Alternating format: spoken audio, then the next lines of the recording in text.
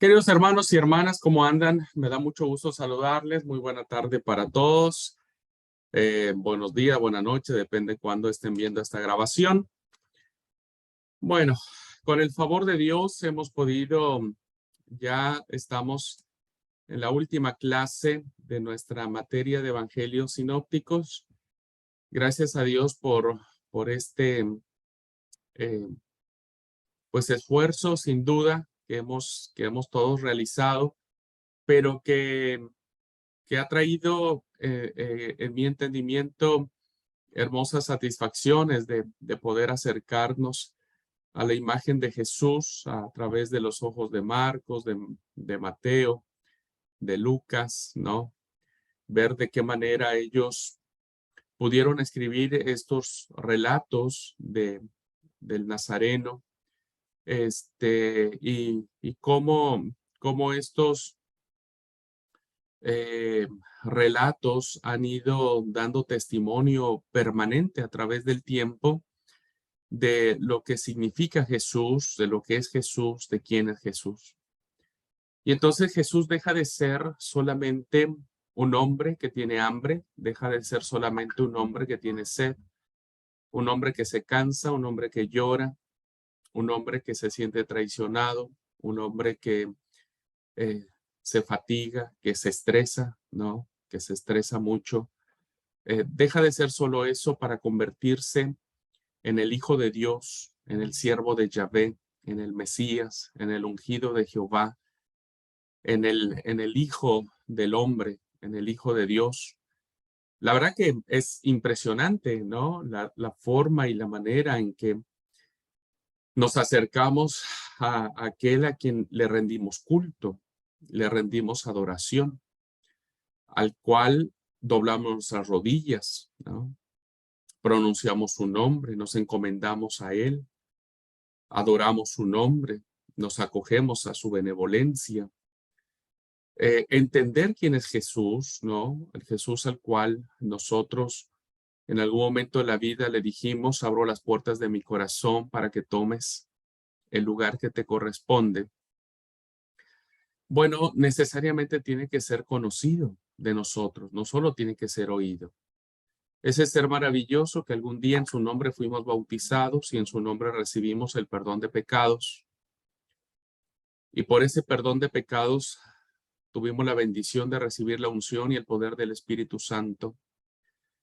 Pues necesita ser plenamente entendido y conocido y sobre todo, hermanos y hermanas, que como hijos de Dios, ¿no? Como cristianos, como lo que ustedes gusten y manden, hay un deber ineludible de no quedarnos con el Jesús de la tradición, de no quedarnos con el Jesús del que nos habló el papá, la mamá, el abuelo, la abuela, el bisabuelo, el pastor, sino debemos entrar en contacto con un Jesús histórico, con el Jesús divino, ¿no? Y tiene que ser conocido de manera personal.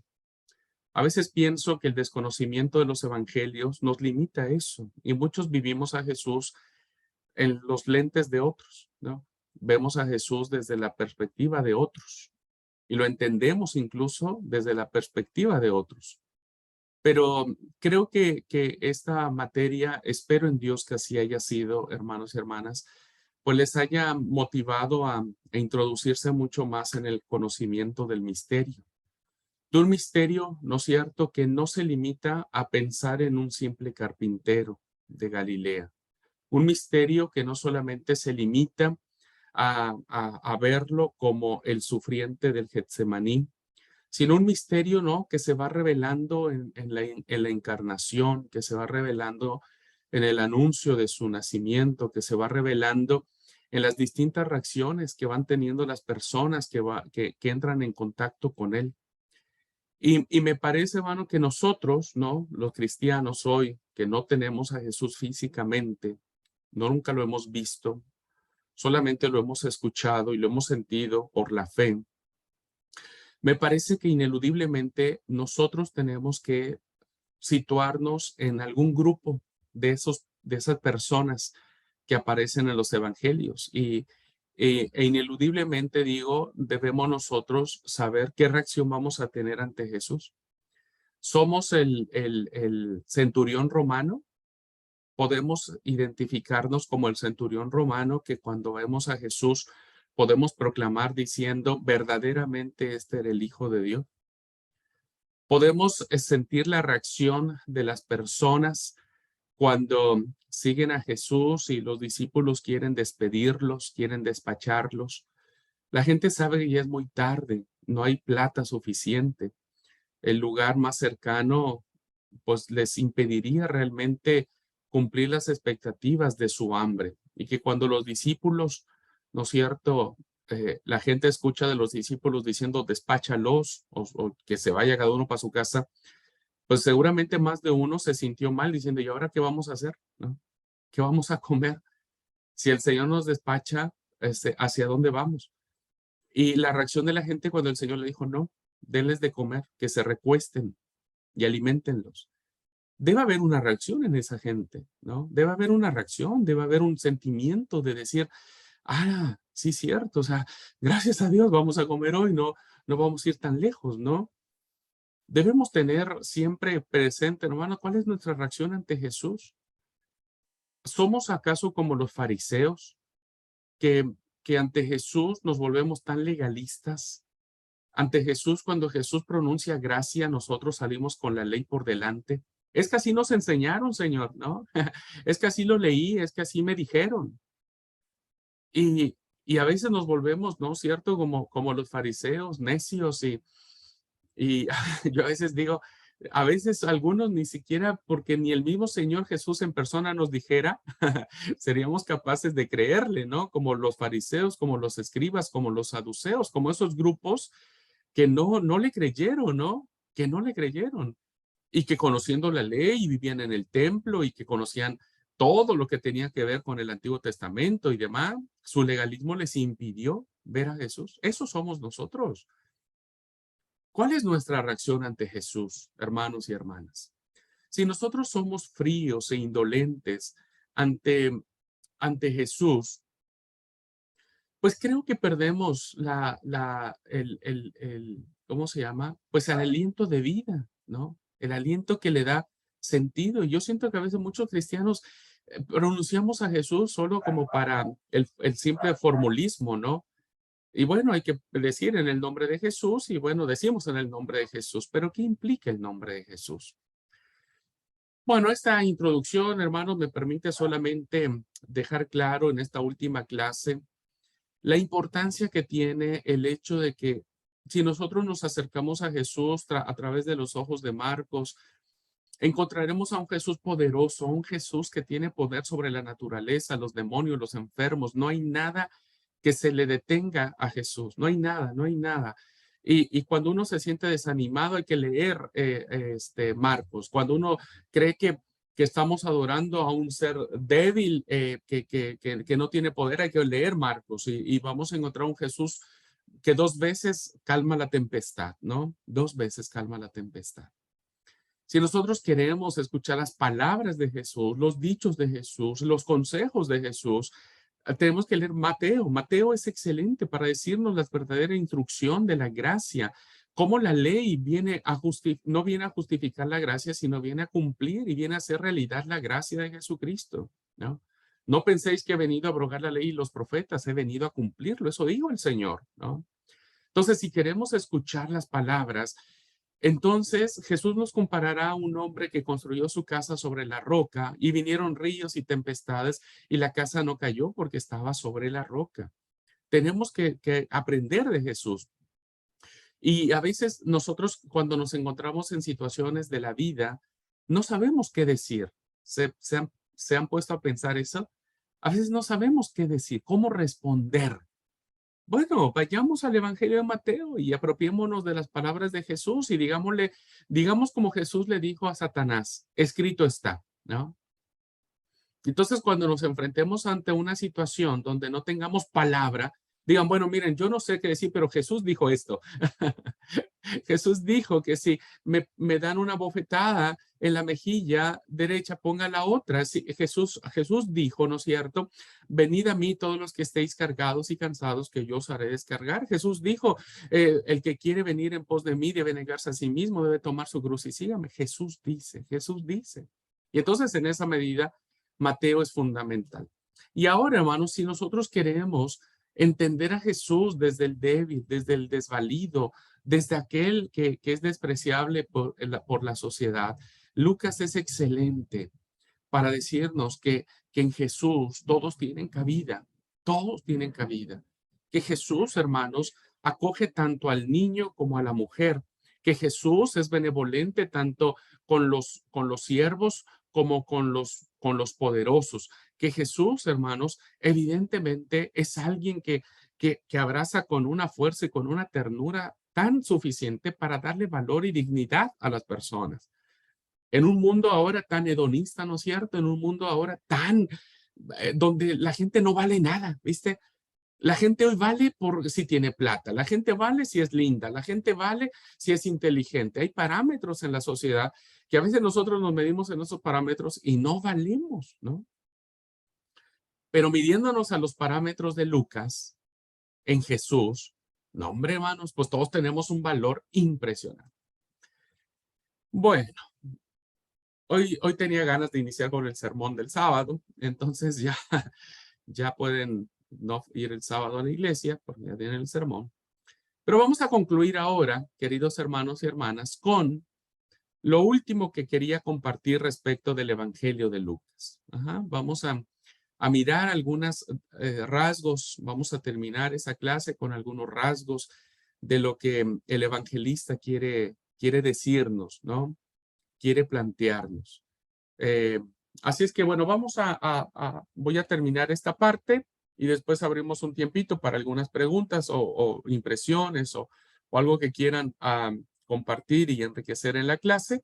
Y bueno, después del receso, vemos un poquitito acerca de las dos parábolas que tenemos en la mesa, charlar un poquitito sobre ellas, la famosísima parábola del hijo pródigo y después la parábola del rico y Lázaro.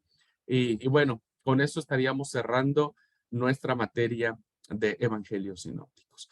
Así es que voy a compartir la pantalla para que podamos seguir la clase. Tienen algunas preguntitas, ya saben, ustedes pueden entrar en cualquier momento a preguntar, a compartir y demás, a destrabarme también, porque a veces se me lengua la traba. Pueden pasar también, pueden decirme tranquilamente. Y si no, bueno, al final podemos compartir ah, ah, las preguntas. Bien, ¿alguien me quiere recordar dónde nos quedamos? ¿Qué era de lo que hablábamos? ¿Con qué nos quedamos? Eh, Lo último que vimos, hermano, fue la ternura y la fuerza dramática de los relatos. Y en lo último que quedamos pensamos también en Ana, quien fue conservada hasta una edad muy avanzada. ok, ya, ahí nos quedamos. Gracias, mi querida hermana Rosal. Estaba buscando la diapositiva aquí en mi computadora. Ok, ya está. Gracias. Bueno, quedamos, hermanos y hermanas, en este rasgo que da Lucas, principalmente en la referencia a las mujeres, ¿no? Hablábamos acerca de la tarea que habíamos visto. La mujer en el tiempo de Jesús es una posición altamente cuestionable y, y Lucas se va a encargar de plantearnos el papel de la mujer en el ministerio de Jesús de manera fundamental. Y bueno, hablábamos acerca de cómo la introducción habla de dos grandes mujeres, ¿no? María, de Elizabeth. Hablamos de Ana que tiene un papel fundamental. Ana no es, perdónenme la expresión, lo digo con mucho cariño, no es la viejita tierna, ¿no es cierto?, que está ahí dando lástima en el templo, no, es una mujer con mucha impronta, no, es profetisa y además habla de política porque habla sobre la redención. Vimos también el tema del incidente de María cuando Jesús va al templo, las mujeres que siguen al Señor, que lamentan y las mujeres galileas que reciben el testimonio de la resurrección. Bien, ahí nos quedamos y también planteamos, queridos alumnos, siguiendo en este rasgo de la referencia frecuente, ¿no?, que Lucas hace acerca de las mujeres, los niños y los oprimidos, pues vamos a encontrar en este rasgo, vamos a continuar encontrando en este rasgo, que Lucas adelanta mucho de los casos en que el Señor se preocupaba, especialmente por los pobres y por los oprimidos, ¿no?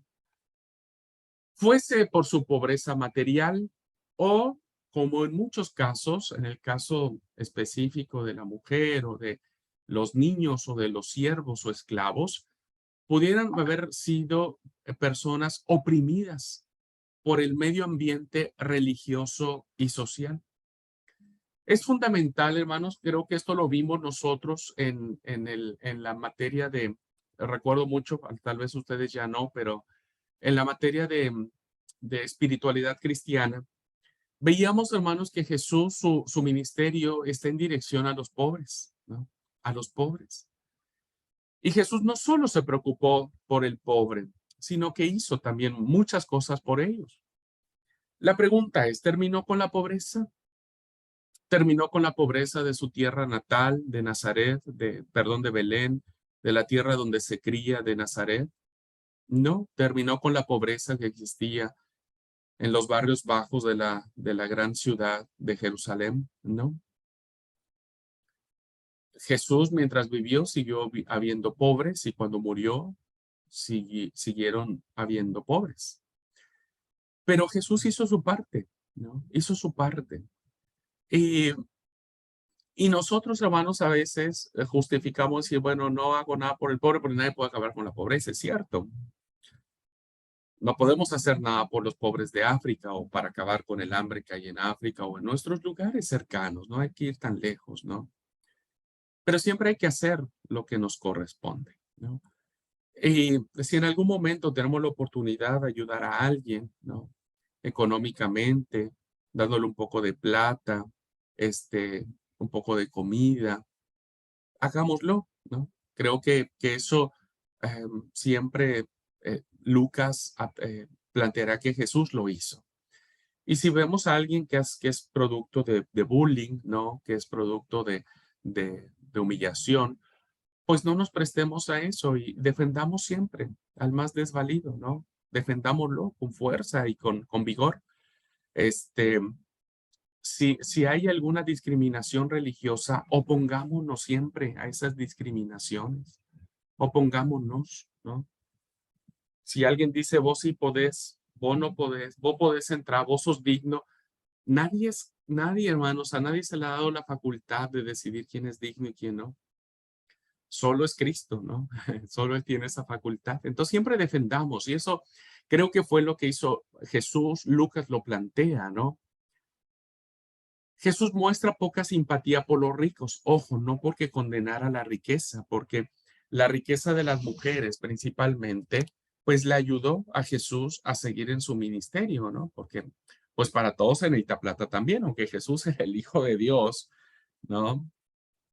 Pues también necesitaba recursos económicos, ¿tá? Y Jesús tiene amigos ricos, o sea, eh, entra a la casa de Simón el fariseo a comer, come con Zaqueo, el recaudador de impuestos, ¿no? Entra al banquete grandioso que le hace Mateo, este, las mujeres le sirven, Pedro, Santiago, Jacobo y Jacobo y Juan, los hijos del trueno, no eran tan pobres, hermanos. Se dice que tenían barcas, entonces había como una tipo flotilla que eran dueños y eso pues ya los colocaba en un aspecto económico interesante. Ajá. Jesús muestra poca simpatía por los ricos, pero no condena la riqueza en sí misma, ¿no? Eh, Aunque el Señor dice que se hagan tesoros en los cielos, porque los que se hacen en la tierra, el orín y la polilla corrompen, es cierto.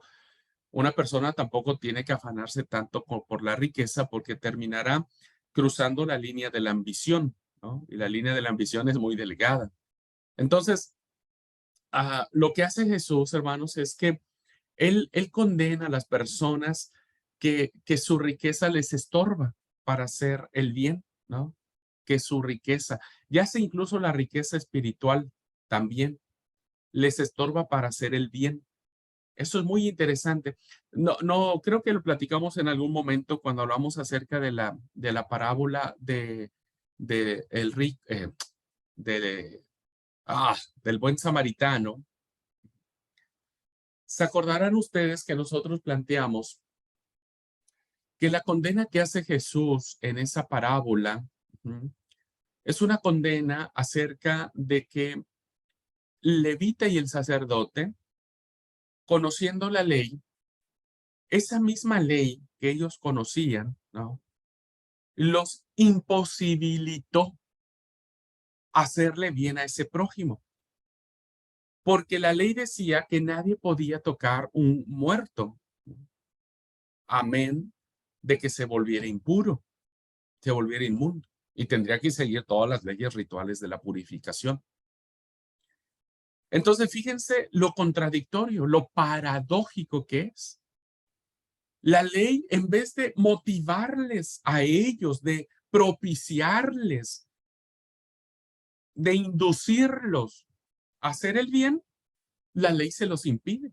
Y por eso es que se alejan, ¿no? Rodean a este hombre que está casi muerto y siguen de frente. Ellos tenían una riqueza espiritual impresionante, ¿no? El sacerdote y el levita, ambos ministraban en el templo. Y evidentemente eso los hacía pues muy cercanos a las cosas de Dios. Y fíjense, hermanos, cómo esta condena tan paradójica de Jesús habrá escandalizado a más de uno y hoy mismo nos sigue escandalizando a más de uno, ¿no? A veces nuestra religiosidad nos impide hacer el bien al prójimo, ¿no? Entonces, si vemos entrar a una persona diferente a nosotros a la iglesia, ¿qué hacemos? Lo miramos de arriba abajo, no nos juntamos con él, hacemos mal comentario, decir, pudo haberse bañado, pudo haberse vestido mejor, mira el mal aspecto que tiene, ¿no? Y eso es lo que condena la parábola del buen samaritano. Por cierto, es una parábola propia de Lucas. Porque Lucas está condenando todo aquello, hermanos, que lo vamos a ver ahora en una diapositiva más. Lucas está condenando todo aquello que nos aleja del prójimo, del necesitado, del desvalido, y lo hace a través de Jesús. O sea, Lucas elige el material que hace que esta condena sea enérgica en la persona de Jesús. Y entonces, siguiendo el ejemplo de la parábola del buen samaritano, fíjense cómo, de manera, diríamos, contradictoria, el samaritano, hermanos, no vivía bajo la ley, aunque la conocía, ¿no es cierto? Aunque la conocía, evidentemente, ellos tenían la Torá también, los samaritanos, no reconocían otro texto sagrado, ¿no? Pero para ellos, ¿no? No era tan importante la ley, al menos no para este personaje, que, que, que el samaritano, para la mentalidad del judío, estaba lejos de la promesa de Dios. Era inconcebible ser samaritano, era inconcebible toparse con un samaritano. Entonces, lo que para el levita y el sacerdote era inconcebible que pudiesen ser instrumentos de Dios, para Jesús, el samaritano se convierte en el instrumento de Dios. Entonces, lo que no le ata la ley al samaritano, le ayuda a acercarse al prójimo, ¿no? Le permite, no le imposibilita, todo lo contrario, le permite acercarse al prójimo. Entonces el samaritano, no teniendo estas barreras religiosas, ¿no? Puede vendar, echar aceite, curar, cargar, montar a la cabalgadura, llegar al mesón, pagar el hospedaje, dejar garantía de que si algo más necesite lo pagará. Esto es la gran revolución del evangelio. Y creo, hermano, que el Señor Jesús nos lo quiere decir a través de esta parábola que maravillosamente Lucas nos lo plantea. Jesús muestra poca simpatía por los ricos, ya sea material o espiritual, porque finalmente cuando alguien se entrega a los intereses materiales, queridos hermanos y hermanas, se olvida de su prójimo. Se olvida, se olvida. Entre más plata tiene uno, más exquisito se vuelve uno. No digo todos, no estoy generalizando. Ojo con esto. Y a veces, hermanos, los que son pobres y empiezan a tener poquito, fíjense, pues también dice, hay un dicho que dice, el que no tiene y llega a tener, loco se quiere volver, porque la línea de la ambición es muy delgada. Entonces, Jesús nos habla maravillosamente a través de esta parábola de Lucas y vean la contradicción. Ojalá, hermanos, nuestras religiosidades no nos impidan acercarnos al prójimo, porque entonces es mejor dejar de ser religiosos, pero bendecir al prójimo, ¿no? Ayudar. Bueno, tenemos algunos ejemplos, ¿no? Ya mencioné uno, pero tenemos todos estos ejemplos de cómo el Señor, ¿no? Se acerca siempre a los más oprimidos, a los más desechables, eh, despreciables. Tenemos la historia de la mujer pecadora. Esta pobre mujer tiene doble castigo en sí mismo, ¿no? O sea, es mujer en primer lugar y luego es pecadora. Entonces, pues la verdad que estaba en el horno, como podríamos eh, decir acá. La mujer que entra al hogar de Simón el fariseo. Y bueno, Jesús la defiende. Jesús incluso da una hermosa parábola de los dos deudores. Wow, impresionante.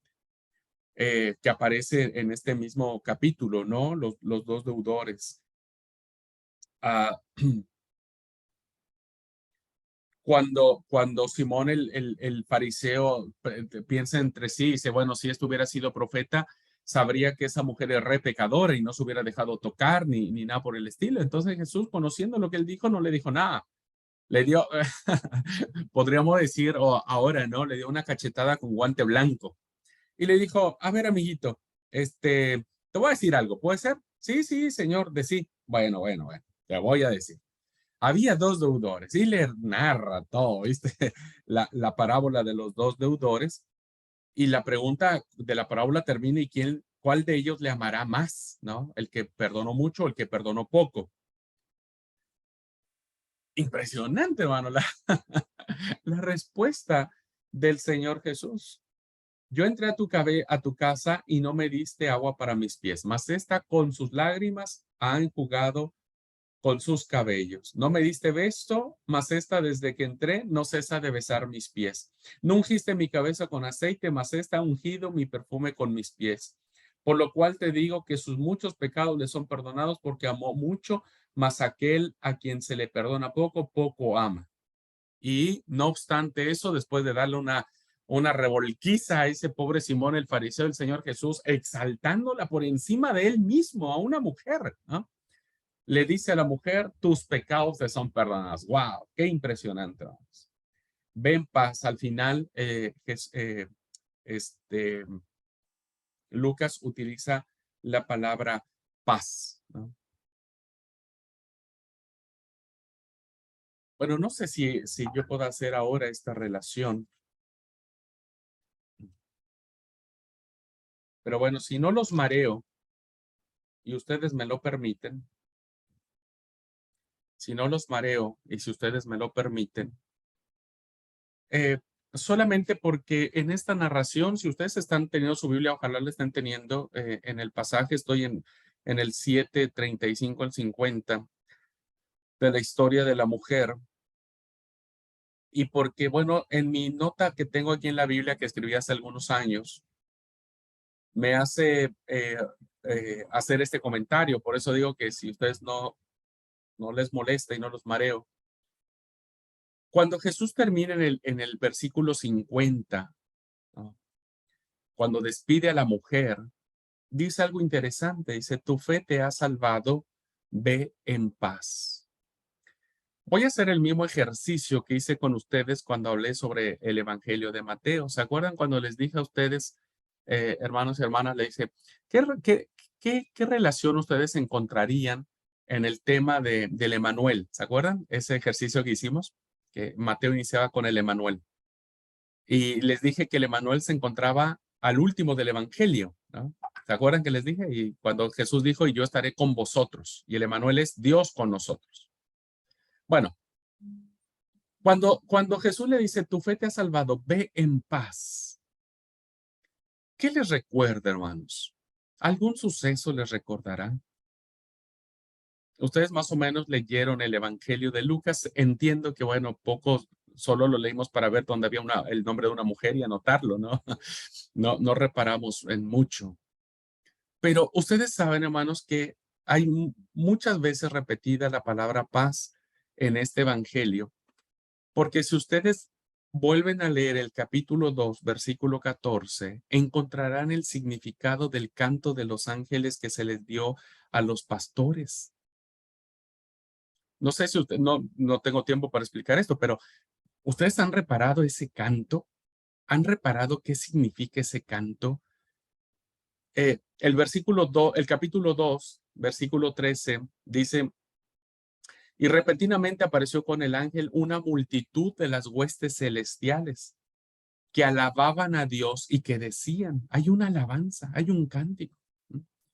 Pocas veces reparamos en eso, ¿no? Pero ¿qué dice este cántico, hermanos? Gloria a Dios en las alturas y en la tierra ¿qué? Y en la tierra paz. Y en la tierra paz. Buena voluntad para con los hombres. A veces hemos leído poniendo una preposición la i, pero nunca lean este pasaje con la i, hermano, porque a veces yo he escuchado algunos villancicos católicos en Navidad y todos dicen eso, ¿no? Y en la tierra paz y buena voluntad. No hay una, no es disyuntivo el pasaje, no hay una disyunción, no hay una separación, es lo que quiero decir. La I nos separa, ¿no? La I siempre separa. No lo lean con una I, porque si le ponemos la I, bueno, ahí cambia el sentido. Pero cuando dice, y en la tierra paz, buena voluntad para con los hombres, ese era el mensaje que Jesús vino a predicar y ustedes vuelvan a repasar nuevamente el Evangelio de Lucas y van a ver que se repite en varias ocasiones específicas el cumplimiento de este cántico. El canto, hermanos, es un canto teológico, obvio, claro que sí. Es un canto con una profundidad teológica impresionante. Ajá. Y que evidentemente Lucas lo pone al principio en el nacimiento de Jesús, porque esa va a ser la tónica de Jesús, ¿no? La paz. Bueno, ese era, me quise comentar. ¿Ok? Bueno,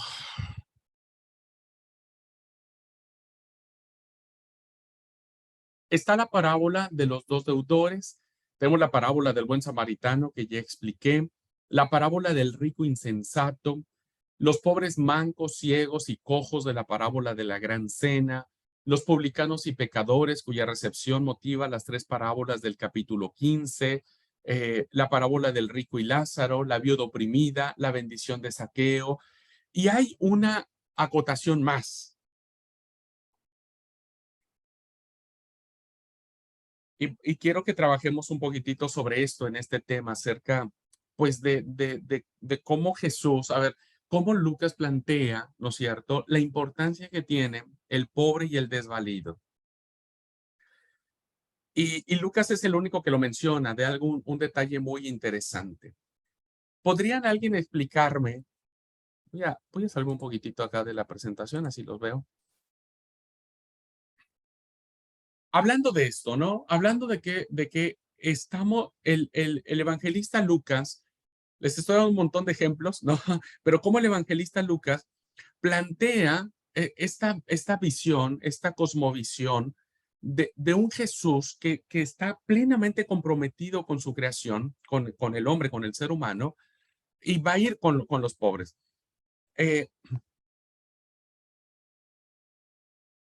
Capítulo 2. Vamos a la presentación de Jesús en el templo. Ajá. La presentación de Jesús en el templo. Y el versículo 24.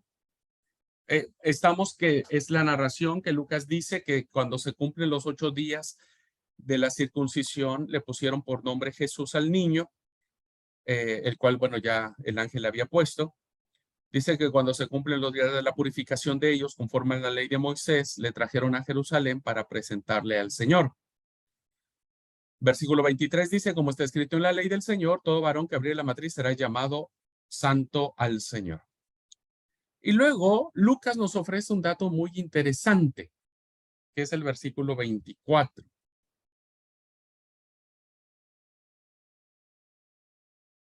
¿Qué significa esto, hermanos? Ustedes ya conocen el Antiguo Testamento, así es que va a ser fácil identificarlo. ¿Alguien gusta leerlo? ¿Puedo, pastor? Sí, sí. En Reina Valera. Sí, por favor. Adelante, Marisa. Y para ofrecer conforme a lo que se dice en la ley del Señor, un par de tórtolas o 2 palominos.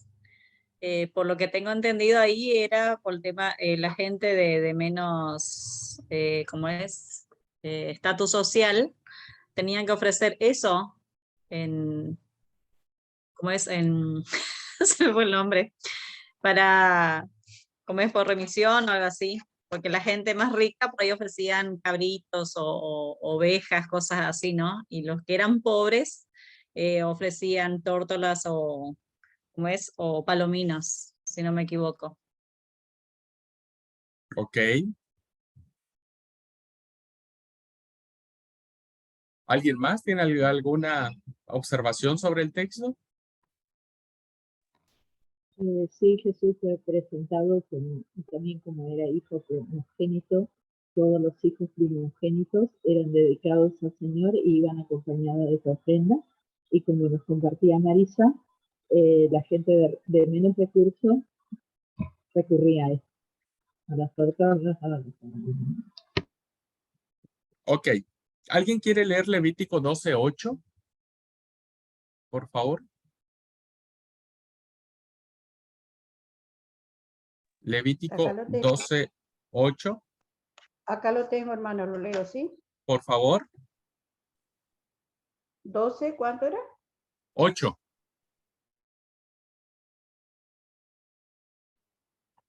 8, capítulo 8 o 12, versículo 8.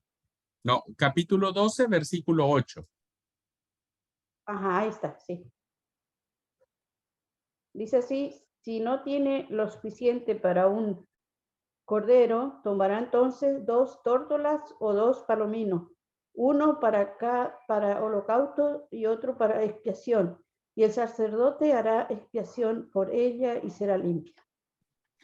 Bien, entonces, estamos ante la presencia de un dato muy interesante que nadie más nos dice. No lo dice ni Mateo, ni Marcos, ni Juan, solo Lucas.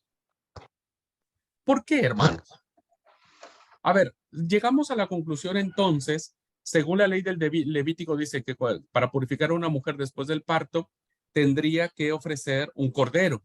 Pues un cordero vale una plata, hermanos. Pregúntele ahí a los de Andresito. Sale caro el cordero, ¿no? Y entonces, ¿qué dice Levítico? Si no tiene, es decir, si está en una situación económica muy difícil, tiene que ofrecer entonces 2 tórtolas o 2 palominos. Y Lucas nos dice, hermanos, que cuando María va al templo, dice que ofrece un par de tórtolas o 2 palominos.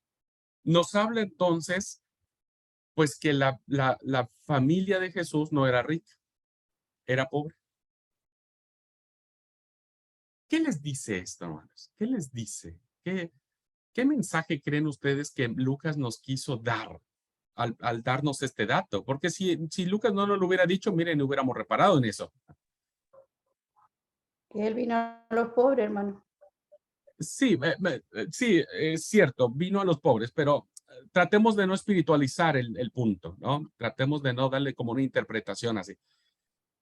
Pensando en Jesús, pensando en su familia, pensando en eso, ¿qué dice eso? Clelia. Pasa a todos.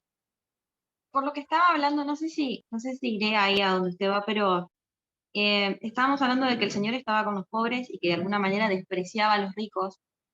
Y fíjense que de una paloma a un cordero hay diferencia entre una cosa y otra. Como usted decía, lo más grande sale mucho más caro.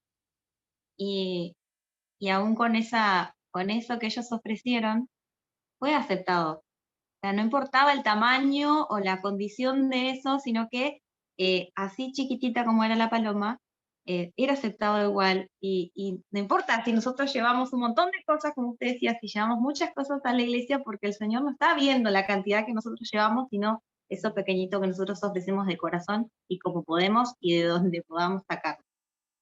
Muy bien, muy bien. Me encanta la interpretación tanto de Betty como la de Clelia, en ese sentido de que sí, la verdad que el Señor siempre se va a agradar por más pequeñita que sea lo que ofrezcamos. Pero los quiero llevar al plano de hacerlo más personal. Qué bueno que mi mujer no puede hablar, si no ya me estaría retando porque siempre me dice, es que vos no planteas bien las preguntas. Lo que quiero llevarlos es, ¿cómo creen ustedes que habrá sido la dinámica familiar de Jesús en una situación de necesidad? Eso es a lo que quiero. O sea, no vean a nadie más que a Jesús, María, José, los hermanos. Bueno, sí, que era una familia, aunque Jesús fue el primogénito, sabemos que María después tuvo más hijos, Jesús tuvo hermanos, hermanas, pues entre más hijos, pues hay que darle más de comer a la gurizada, ¿no? Y entre más hijos, cuesta mucho trabajo. ¿Ustedes vivieron esa realidad algún día en su casa? Los que a lo mejor tuvieron muchos hijos, a lo mejor supieron lo que era el mayor tener que ir a trabajar más jovencito y hay que ir a darle, ¿viste? Porque hay que alimentar a los más chiquitos. ¿Pueden imaginarse esa dinámica también en Jesús, en su familia? ¿Cómo creen que se da eso? Ya hasta me trabé yo. Hermano, Sí, Betty. hermano. Sí, que a mí me parece, como usted explicó, que ellos siendo una familia tan pobre, no rehusaron de ofrecer eso para cumplir con la ley, lo ritual, ¿no? Ok. O sea, sí, eran pobres y tenían al menos para comprar las 2 tortas a los 2 palominos, ¿no? Más o menos un poco es lo que Bere plantea en el chat, ¿no? Está bien, esa es una parte que es interesante y es a donde quiero llegar. O sea, ¿por qué Jesús tiene tanta empatía por los pobres?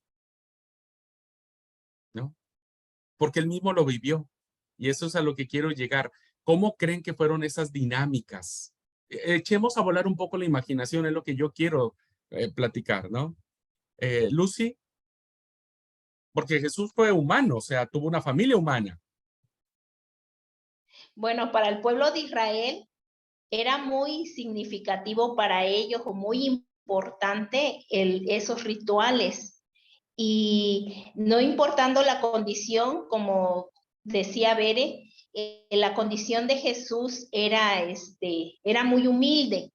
Y él sabía de lo que se trataba porque cómo vivía él, pero aún así, en su escasez, había fidelidad en el corazón no nada más de Jesús, sino de las familias que estaban pasando por esa pobreza, por esa falta de economía, que en su corazón la fe los hacía que pudieran ellos ir al templo y llevar a cabo su sacrificio, de donde le pidieran, en este caso, las madres que habían dado a luz un bebé, ¿verdad? Llevaban su sacrificio. Entonces, Jesús ponía, yo creo que, como decía al principio el apóstol, aquí Lucas, lo que hace él es enfatizar en esto, porque él estaba como a favor de ese tipo de personas que habían sido hechas a un lado, o no les daban su lugar, o los despreciaban por ser pobres, o los señalaban por ser pobres. Ahí Lucas da esta referencia para que uno vea que el acto de fe no importa el tamaño de lo que tú lleves a hacer tu ofrenda o el ritual, sino el significado que tenía para todo ser humano, no importa pobre o rico. En este caso, los pobres, porque no tenían más, llevaban una palomita, ¿no? Creo yo que por eso el apóstol aquí, Lucas, nos está hablando de esa manera para que viéramos que había también mucha gente necesitada, así como Jesús también lo dice en sus parábolas, ¿no? Muy bien, gracias, Lucy. Está buenísimo. O sea, planteamos esta parte, ¿no? De poder hacer este rescate de la interpretación de este pasaje de Lucas. Y a donde quiero llevarlos para que ustedes sigan escarbando, ¿no? Marisa, ¿sí? Yo pienso que eso lleva a lo que es que Jesús tenía empatía por los pobres porque él vivió eso. Yo siempre digo, vos no podés vivir el dolor de alguien si vos no lo pasaste. Vos no podés vivir una pobreza si vos no lo pasaste. Y Jesús pasó, como usted decía. Era una familia humilde, una familia pobre, que uno trabajaba para ayudar al otro. Y sí, como decían también las hermanas, la fidelidad que tuvieron de cumplir con la ley, a pesar de la pobreza, cumplieron con la ley. Pero a mí se me hace que lleva el tema de la empatía que tuvo Jesús al saber lo que es no tener, al saber lo que es las necesidades que existen básicamente en las casas. No sé si me equivoco o no, pero me voy para ese lado. Ok. Está bien. Estamos dentro de la franja aceptable de la interpretación del pasaje.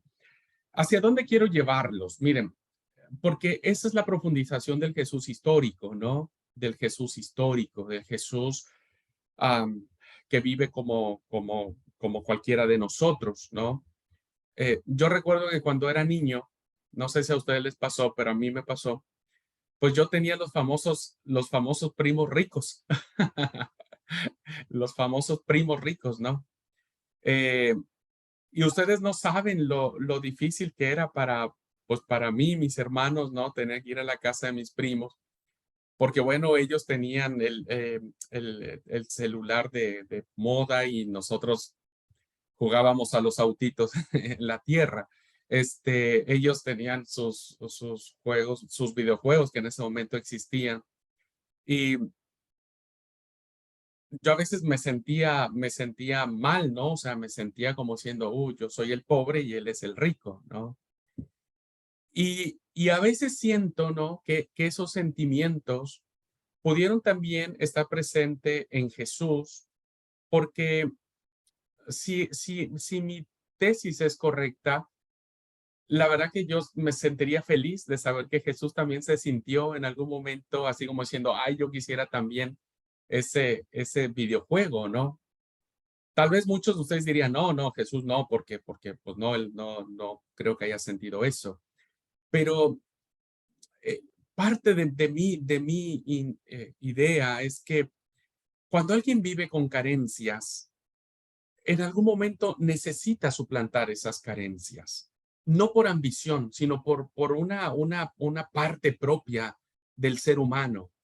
Y lo que yo quiero decirles es que Jesús es cercano a todas esas emociones. O sea, Jesús seguramente también vio a todos sus compañeritos de la gente rica que había tal vez en el pueblo, cuando él caminaba por Nazaret o por Galilea, ¿no? Y él tenía que ir a trabajar y veía un montón de niños jugando, por ejemplo, ¿no? Porque evidentemente el Señor tuvo que trabajar muy jovencito, porque al ser una familia pobre, vinieron los hermanos, vinieron las hermanas, pues Jesús tenía que trabajar.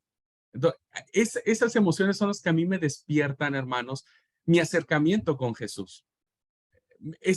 Eso que yo creo que a lo mejor el Señor Jesús sintió cuando yo era niño, me hace acercarme a Él, me hace feliz saber que Jesús también pudo haber sentido eso.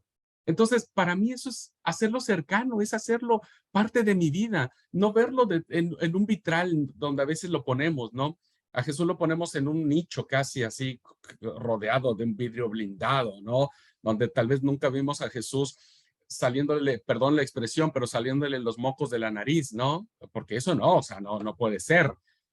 O que la popó de Jesús haya olido a lavanda o haya olido a no sé qué. No, hermanos, obvio que no, ¿no?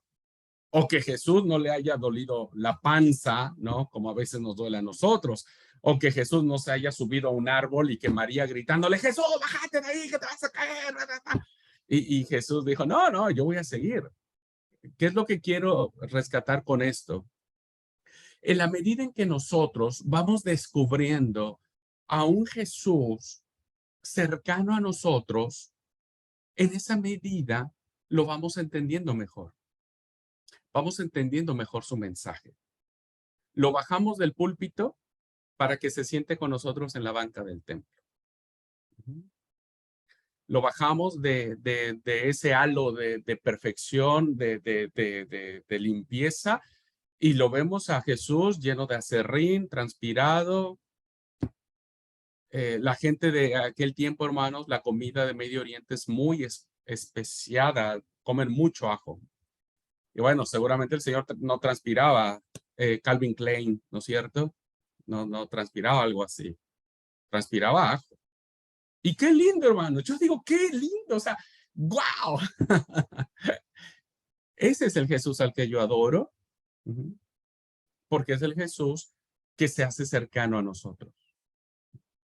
Por eso la palabra dice, fue semejante en todo a nosotros, menos en algo. Menos en algo. Él no pecó. Él no pecó. Pero yo me imagino, a veces me imagino, tal vez cometo herejía y le pido a Jesús perdón, le digo, Señor, perdóname, pero a veces me imagino a Jesús, María diciendo, Jesús, métete a la ducha. Ay, no, hoy no me baño. Jesús, duchate. No, yo no me... Que te duches. Bueno. Eso nos hace cercanos, ¿no? Eso nos hace cercanos a Jesús. Y esa es la intención del ejercicio. ¿Okay? Bueno, es solo una propuesta. Yo soy muy apasionado en eso, hermano. Soy muy fijado en esos detalles y trato de hacer esa relación, dejando de teologizar mucho al Señor y diciendo, qué lindo. Si hubiera sido mi compañero de niñez, ¿no es cierto? Seguramente anduviéramos en bicicleta los dos, como anduve yo en patineta, qué sé yo, esa parte, ¿viste? En fin, a Jesús siempre Claro, lo que pasa que por ahí nosotros, por ejemplo, le conocimos a Jesús solamente en las prédicas, o sea, de Claro, grande.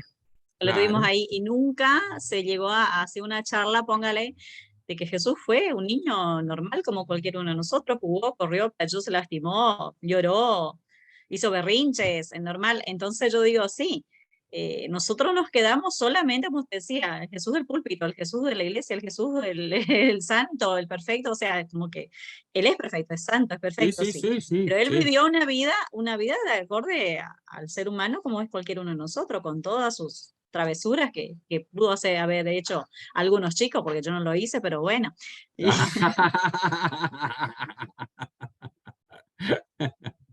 Bueno, Pero bueno, eso es lo que va, ¿no? Sí, es muy importante ver, reconocer esa parte también.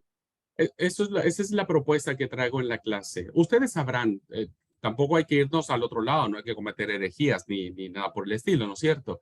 Pero en nuestro contexto, mirándolo, yo digo, qué lindo es saber que el Señor algún día tal vez tuvo acné, ¿no? En su adolescencia. Y que tuvo barritos. ¿Por qué no? O sea, ¿por qué no pensar que el Señor tuvo barritos en la cara? Claro que sí. Me alegro un montón porque yo sufrí en mi adolescencia cuando tuve barros en la cara. En fin, esa es la propuesta que traigo a esto, hermanos. No lo saco de su posición de Jesús, solamente los quiero acercar un poquitito más a una relación más personal, diríamos, ¿no? En Jesús. Bueno, Betty.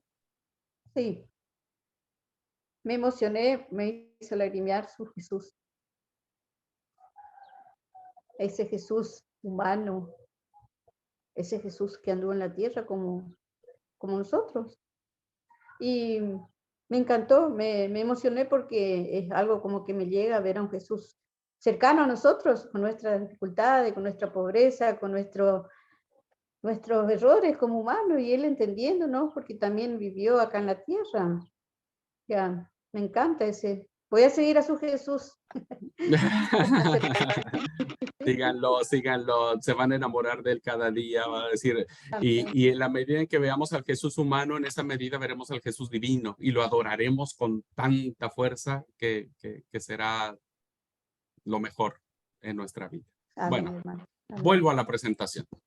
No sé por qué salió esto, pero vuelvo a la presentación. Bien, entonces hablamos acerca de la referencia que hay acerca de esto. Bueno, dejemos esto ya.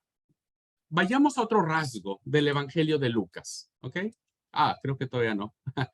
Bueno, esto es muy interesante. Sí, sí, buenísimo. Ustedes se dieron cuenta, queridos hermanos y hermanas, que cuando platicamos el tema de Marcos, el Evangelio de Marcos, vimos que el punto medio, diríamos, el corazón del Evangelio de Marcos estaba en el capítulo 10, versículo 45, que dijo, porque el Hijo del Hombre no vino para ser servido, sino para servir y dar su vida por rescate de muchos. Cuando hablamos de Mateo, ¿no? Dijimos que el punto fundamental que Mateo proclama es cuando dice, tú eres el Cristo, el Hijo del Dios viviente, la confesión cristológica. En el caso de Lucas, hermanos, el texto clave que tiene que ver con esto está en función de un pecador, ¿no? Interesantísimo. La confesión cristológica para Mateo está en labios de Pedro. Lucas lo va a poner en labios, Marco lo va a poner en labios del centurión, Lucas lo va a poner también en labios de Pedro. Pero el texto por excelencia en el que Lucas va a plantear su evangelio está en función de la narrativa de Zaqueo. Y ustedes y yo sabemos con qué termina esa historia de Zaqueo. Y la historia de Zaqueo termina diciendo, el Hijo del Hombre vino para buscar y a salvar lo que se había perdido. Este es el punto. ¿Y qué es lo que se había perdido, hermanos? Pues aquello que no tiene fuerzas para regresar. Volvemos otra vez a lo mismo. Lucas va a plantear siempre su mensaje, ¿no? Para el pecador, para la prostituta, para el recaudador de impuestos, para el siervo del centurión, para las montón de mujeres que había, para los niños, para, en fin, para todo aquello que en el tiempo de Jesús era despreciable. En la narración de este pecador de pecadores, que era Zaqueo, bueno, Zaqueo, como dice la narración, no era publicano, era jefe de los publicanos y era rico, ¿no? En esta narración es que se centra el peso, ¿no? De lo que representa el evangelio de Jesús. Y Jesús vino, hermanos, a buscar, primero a buscar, esto es interesante, el verbo es un verbo en acción, es un verbo dinámico, es un verbo permanente, no es un verbo que termina, ¿no? El que busca, no busca una vez. El que busca va a insistir hasta que encontrará, ¿no? Y la salvación será otro verbo que tendrá que ver en función de la vida plena. Ajá. La salvación aquí, hermanos, no tiene que ver en términos teológicos paulinos, ¿no? La salvación no tiene que ver con que, bueno, después de la muerte vamos a ser salvos en Cristo. No, no, no, no, no. Cuando Lucas habla de que Jesús vino a buscar y a salvar, no quiere decir que, bueno, morite, ¿viste? Y si morís en Cristo, pues vas a resucitar y vas a tener la salvación y vas a tener la vida eterna, etcétera, etcétera. No. El sentido de la palabra en este pasaje tiene que ver, hermanos, que en el aquí y en el ahora, nosotros tenemos que dar vida plena a aquel que se ha perdido. Debemos buscar una vida digna. Debemos ayudar a ver la dignidad de las demás personas, ¿no? Entonces Jesús vino a dar dignidad. No le dijo a las personas, bueno, ok, esperen hasta que mueran y ya cuando resuciten, bueno, ahí van a tener de comer, van a tener perdón, van a tener un montón de cosas. No. Jesús siempre cuando se refería y hacía algo por alguien le decía, vete, no peques más, ven paz, ¿no? Vive tu vida en plenitud, vive tu vida, vive tu presente siendo libre. Ese es el punto, ¿no? Usted recordará mucho, y bueno, lo traigo a la clase porque lo platiqué con sus compañeros de primer año, la clase que tuvimos en Introducción al Antiguo Testamento, en esta canción famosísima de Preguntitas a Dios que hace el gran compositor Atahualpa Yupanqui, donde lo más importante de la canción, que suena a herejía, casi casi, pero que tiene una razón de ser muy fuerte, al menos en la visión de Lucas, Atahualpa Yupanqui decía en su canción, hay una cosa más importante que Dios. Ya desde ahí uno dice, no, esa es una herejía terrible, nada hay más importante que Dios. Pero ¿qué dice este compositor? Dice, pero hay una cosa más importante de Dios, que no hay nadie en este mundo que escupa sangre para que otro viva mejor. Ese es el gran problema, hermanos. Nadie escupe sangre. Todos trabajamos para que estemos bien nosotros, pero nunca trabajamos para que otro esté bien. Ajá. Todos trabajamos para autocomplacernos y autocomplacer a los nuestros. Ajá. Pero no para autocomplacer a otros o ayudar a otros o hacer que otros también tengan la misma calidad de vida o aspiren a algo mejor. Entonces, cuando encontramos en Lucas este pasaje, es revelador. Jesús, hermanos, viene, insiste de manera constante y quiere salvar al que perdió, pero no para decirle, bueno, andate, yo voy a estar orando por vos, voy a hacer oración por ti, etcétera. No, Jesús dice, ok, ¿qué necesitas? Tengo hambre, aquí hay pan. ¿Qué necesitas? Estoy enfermo, sos sano. ¿Qué necesitas? Mi hijo ha muerto. Muchacho, a ti te digo, levántate. ¿Qué necesitas? ¿Qué necesitas para vivir esa vida plena? Soy pecador, anda, ven paz. No peques más, ven paz. Tus pecados te son perdonados. ¿Qué necesitas? El Hijo del Hombre, perdón, vino para buscar, vino para salvar al que se había perdido. Subrayen ese texto, hermanos, mediten en ese texto y vean Lucas a la luz de este texto, ¿ok? Bien. Ahora sí, cambiamos de rasgo. Hay otro rasgo o algo característico que tiene el Evangelio de Lucas, y eso es fundamental, hermanos. El Evangelio de Lucas, a diferencia del de Mateo, va a presentar el Evangelio de Jesús, o va a presentar a Jesús de una manera universal. Universal, para todas la raza humana, diríamos, ¿no? Para toda la raza humana. Vean ustedes. Lucas, al igual que los otros evangelistas, no se va a apartar de eso, porque evidentemente Jesús es judío y tiene sus raíces judías, Lucas va a relacionar el magno acontecimiento de la venida del Señor, de la llegada de Jesús, con las promesas y la esperanza del Mesías que había en Israel.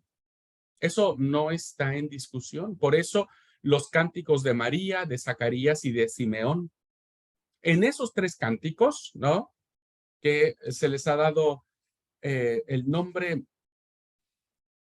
Bueno, entiendo que el de María es el Magnificat, el de Simeón es el Benedictus y el otro no recuerdo cómo le han puesto. Ahora me voy a acordar. Ustedes léanlos y se van a dar cuenta, hermanos, que en estos cantos evidentemente tienen un gran trasfondo respecto de que la venida de Jesús tiene que ver con el cumplimiento de la redención a Israel. Como el cumplimiento a que el Mesías vendría. Ajá. Pero va a suceder algo interesante. Lucas, hermanos, tampoco va a dejar de mencionar el reino. Ya vimos la cosmovisión que tenían los judíos sobre el reino, pero acuérdense que ahora Lucas, su auditorio es un auditorio griego. Y evidentemente, bueno, los griegos también tienen que entender que Jesús era la significación del reino. Entonces, el reino para Lucas, tanto en su aspecto espiritual y presente, como en su manifestación futura, ¿no? El énfasis sobre ese reino no lo hace como el Evangelio de Mateo desde un punto de vista judío. No lo hace desde un punto de vista judío. Es decir, Lucas no tiene la intención de decir, bueno, hoy se cumple la escritura, o como dice el profeta, o como dice la profecía fulana. No. El reino de Lucas, el reino de Dios en Jesucristo, desde la óptica lucana, irá desde otra perspectiva, no de un cumplimiento escritural, diríamos, ¿no? Sino más bien, este evangelio nos presentará a un Cristo, a un Mesías, al ungido de Yahvé, pero que extiende su mano de amor, de perdón, de servicio a todos los individuos que acuden a él, con un deseo de sumisión, de fe. Y Jesús, hermanos, reacciona con ellos, reacciona para ellos, ¿no? Y no mira su condición social, moral, religiosa o racial. Esto es muy importante, ¿no? Hoy, ¿qué sería una persona de una condición social diferente a la nuestra, hermanos?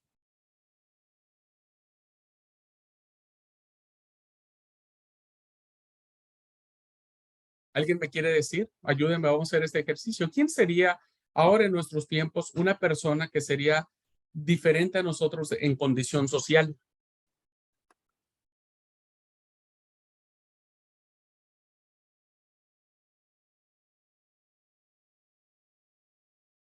¿Quién sería alguien diferente a nosotros en condición social?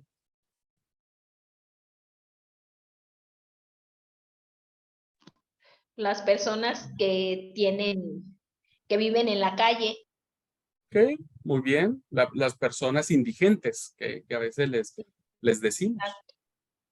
Muy bien. Que alguna vez tuvieron una casa, tuvieron un trabajo, pero que por las condiciones de vida que llevaron, lo perdieron todo y ahora tienen que andar deambulando en las calles. Y que su aspecto es sucio, desaliñado, ¿no? Ok. Sí, ok. tristemente. Muy bien. ¿Quién sería con capacidades especiales? Ajá, buenísimo. Alguien que tiene capacidad diferente. Ajá. ¿Quién sería una persona diferente a nosotros en cuanto a lo moral?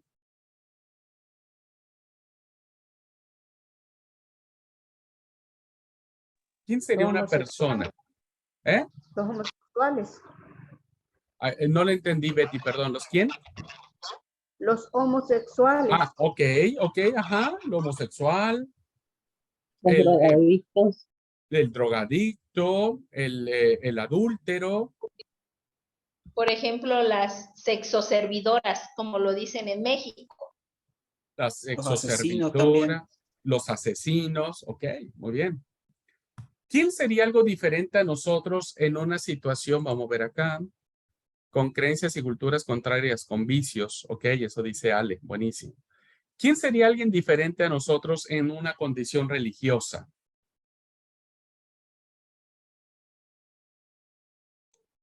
Los testigos de Jehová, por ejemplo. Los testigos de Jehová, los mormones, los católicos, los musulmanes, los hinduistas, los brahmistas. ¿Quién, Alan? Los Illuminati, por ejemplo, serían unas sectas religiosas. Los Illuminati, los masones, ¿no? Los masones, politeístas, ateos. Ajá, buenísimo, qué bueno, gracias, Ale. Los ateos, los gnósticos. ¿Y quién sería alguien diferente a nosotros, hermanos, de manera racial?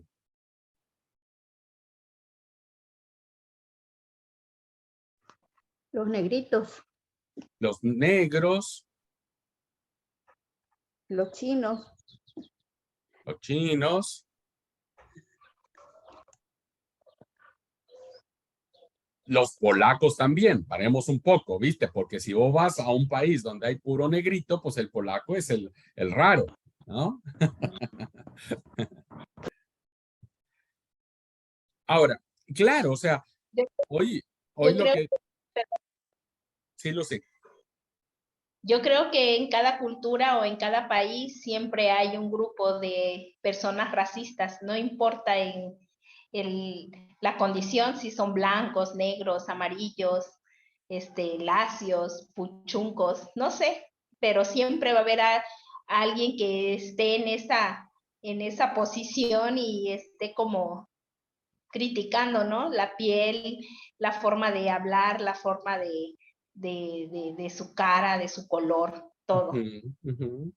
Gracias, exactamente. Siempre en cada cultura hay esos grupos diferentes, ¿no? A la generalidad.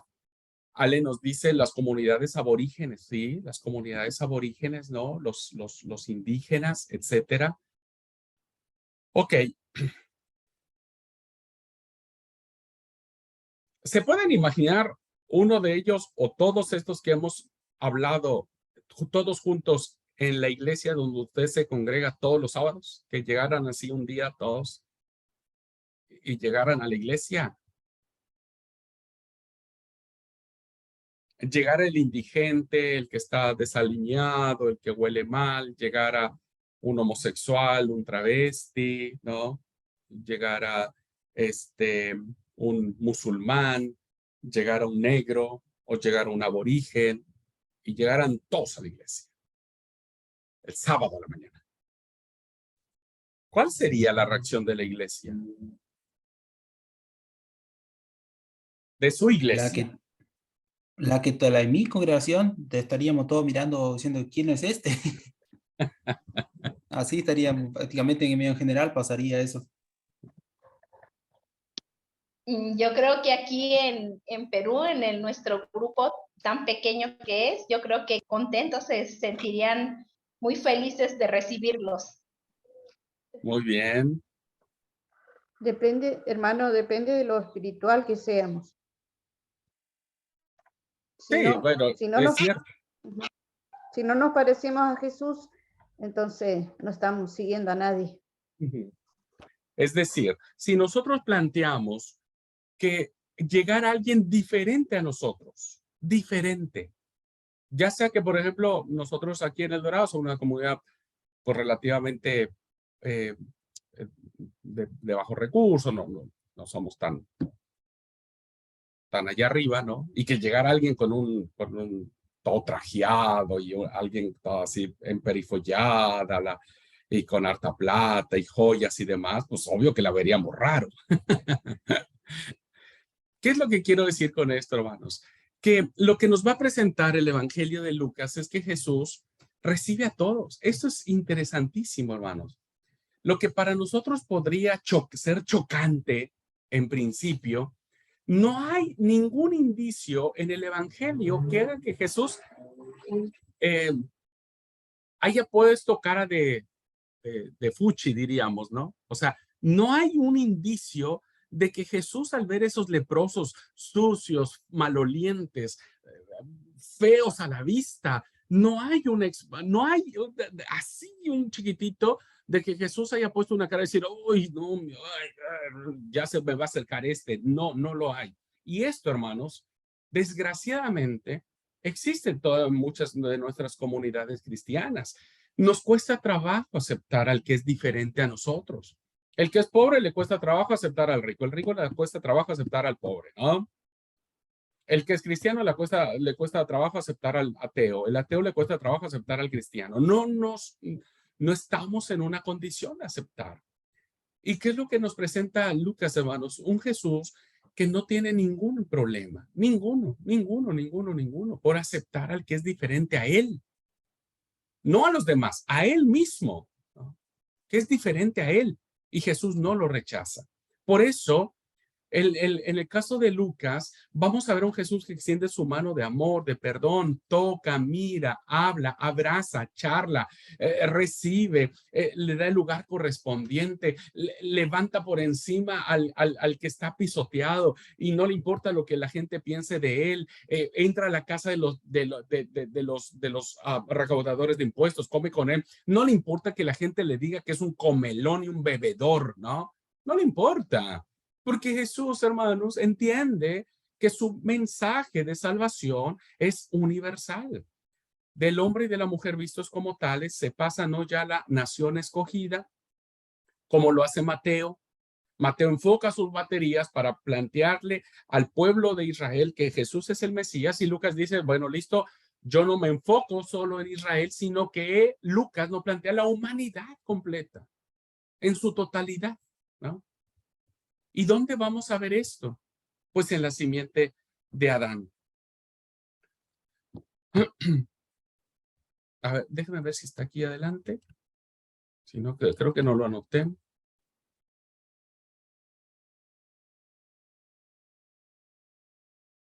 La prominencia del tema de la humanidad y de la universalidad se echa de ver enseguida si se compara el material peculiar de Mateo con el propio de Lucas. Vamos a detenernos ahí, en ese punto. Espero que ustedes sean tan curiosos como yo, y si no, siempre quiero despertarles la curiosidad. ¿Ok?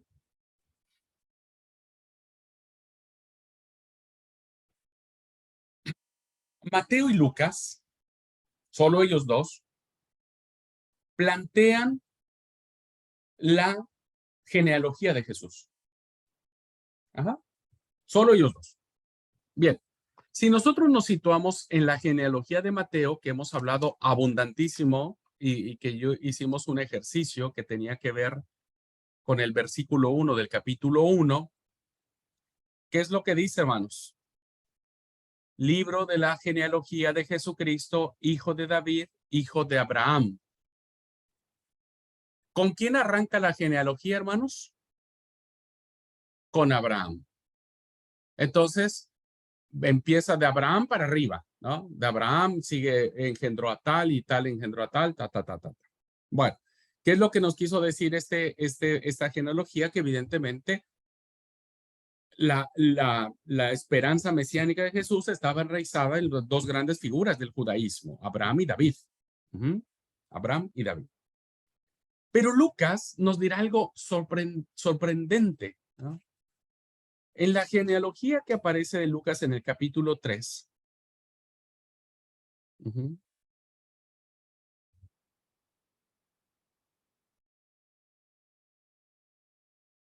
empieza al revés, de abajo para arriba, como quiera verse. Pero esa genealogía es diferente a la de Mateo. Son dos genealogías totalmente diferentes, cambian algunos nombres, cambian algunos datos, porque Lucas tiene otra intención de la genealogía. Nosotros ya vimos la intención que tiene Mateo de la genealogía de Jesús. Lucas cambia la intención. Lucas dice, Mateo dice, hermanos, que toda la descendencia de Jesús empieza con Abraham, pero Lucas nos dirá que no. ¿Con quién dirá Lucas que empieza la genealogía de Jesús? Según el versículo 38 de Lucas 3. A ver, aquí alguien escribió. Permiso, con Adán. O sea, Con Adán. el 38 dice, hijo de Nos, hijo de Seth, hijo de Adán, hijo de Eva.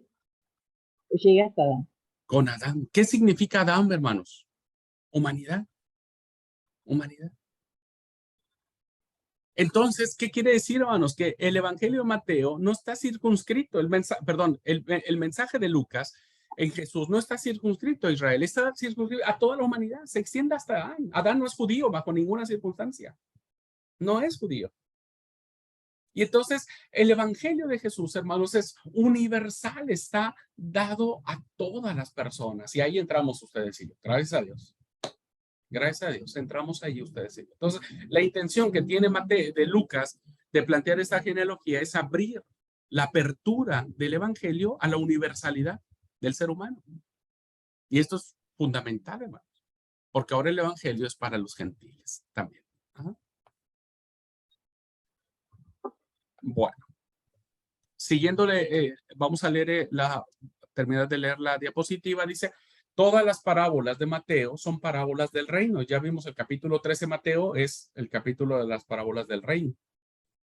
Pero en el caso de Lucas, hermanos, las parábolas que se presentan, como la del hijo pródigo, como la de Rico y el Lázaro, como la del buen samaritano, tratan de Dios y de las personas, con las relaciones de los hombres entre sí. Ajá. Entonces, Lucas quiere decir, hermanos, que cuando se vive el reino, tiene que verse en función del prójimo, tiene que verse en función de Abel, del hermano asesinado. Tiene que ver en función de la relación que debe existir entre hermanos, ¿no? Entre hermanos. Y eso es maravilloso. Que eso, si ustedes leyeron el tema de la parábola del hijo pródigo, en eso radica. La parábola del buen samaritano, en eso radica. La parábola del rico y Lázaro, en eso radica, hermanos, en la relación entre hermanos. Porque el rico y Lázaro, en la parábola del rico y Lázaro, pues tiene que ver más allá de las metáforas que utiliza el redactor, tiene que ver en esa relación de que uno nunca se preocupó por el otro. Ese es el tema. Ese es el punto central de la parábola. El rico jamás se preocupó por el mendigo, por el pobre que estaba a las puertas de su casa. Entonces después se desarrolla toda una escena donde en el diálogo lo que está presente, hermanos, es que ¿por qué no hiciste más allá de lo que tenías que hacer por tu hermano? Ese es el tema. ¿Por qué no lo hiciste? El problema, hermanos, no era que el rico haya despreciado al mendigo. ¿Por qué? Porque según la parábola dice que el mendigo estaba a la puerta de su casa, es decir, el rico jamás lo sacó, nunca le dijo, che, andate, no te quiero ver para acá, no le echó agua como para sacarlo de su casa, lo dejó ahí. El mendigo Lázaro quería comer de las migajas que se caían del piso, Y el texto dice que, pues tampoco eso se lo impidió el rico. Porque había la costumbre en la antigüedad, hermanos, que antes la gente comía con la mano, no había tenedor, cuchillo, ni servilleta, ni nada por el estilo. Entonces se comía con la mano, entonces la mano se ensuciaba. ¿Con qué se limpiaban los ricos la mano? Con el pan. Entonces, esas migajas, esas moronas que caían en el frotamiento, era lo que comía el mendigo, el Lázaro, ¿no? El problema no es ese, porque se ve que ¿cómo se llama? El rico dejó que Lázaro comiera eso. ¿Cuál es la condena que existe en esa parábola? La condena que existe en esa parábola, hermanos, es que el rico nunca hizo más por su prójimo. No hizo más. a veces, hermanos, nosotros nos acostumbramos a ver las cosas, ¿no? Y no hacemos más de lo que tendríamos que hacer. Nos acostumbramos a ver la necesidad, nos acostumbramos a ver al pobre, pero no somos movidos a hacer más de lo que socialmente es correcto. Entonces, de eso se trata la parábola del rico y Lázaro, más allá de los simbolismos de que si hay vida después de la muerte y demás. El escritor, que es buenísimo, ustedes saben que estamos ante la presencia de un tipazo que echa mano de todos los recursos literarios que existe. Nuestra mirada no tiene que ver que si existe el infierno, que si hay vida después de la muerte, que si hablan los muertos entre sí. Es una parábola.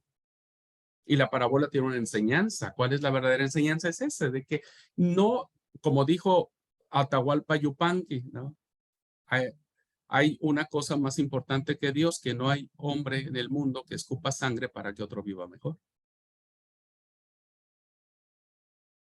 Y eso es maravilloso. O sea, tiene que ver, ¿no? Las parábolas de Lucas tienen que ver básicamente cómo las relaciones de los hombres entre sí en función de lo que Dios significa para cada uno. ¿Ok? Bueno, vamos a tomar un descanso, hermanos. Hasta aquí. ¿Vamos bien? ¿Hay alguna pregunta? ¿Se va entendiendo? ¿Sí? ¿Vamos bien? Buenísimo. 10 minutitos, volvemos.